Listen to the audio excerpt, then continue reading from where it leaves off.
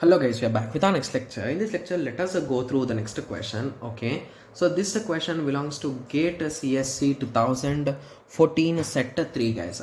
The question is the correct formula for the sentence, okay, not all rainy days are cold. Okay, so if you remove that not, so there is no option with respect to that, right? Okay, so there is no option like that directly. What shall we do now? Okay, so let us start analyzing those equations, right? Those four options, right? Yes. Okay. Okay, so not all rainy days are cold. Okay, so indirectly what it is saying, guys, not all rainy days are cold. So basically not all means there are some rainy days which are not cold. That's what it is saying, right? There are some rainy days which are not cold. Option D is the correct answer. Got it? Yes. So just a simple understanding, guys. So mostly option D will be the correct answer. So let us analyze how did I recognize it. So the thing is, whenever you are reading these statements, you need to recognize the opposite of that also. So basically what they are saying here, not all rainy days are cold. Okay, so the first thing that you should search in options is, here they are saying not. So is there any negation side outside? So there is no negation side outside. So let us try to analyze without negation side.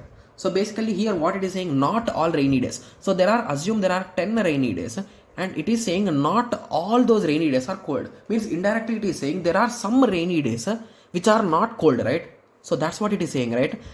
A day is there which is a rainy day and it is not cold. Exactly what we want, right? Yes. So coming on to option A, it is saying all rainy days are not cold. Oh my god, that's absolutely wrong, guys, right? Yes. Okay. Similarly, option B says all days which are not rainy days are cold. It's also wrong. Similarly, some day which is not a rainy day and it is cold. Okay. So, but here we are talking about what days, guys? We are talking only about rainy days. So with that rainy day concept only, you can eliminate these two options because those two are talking about not rainy days.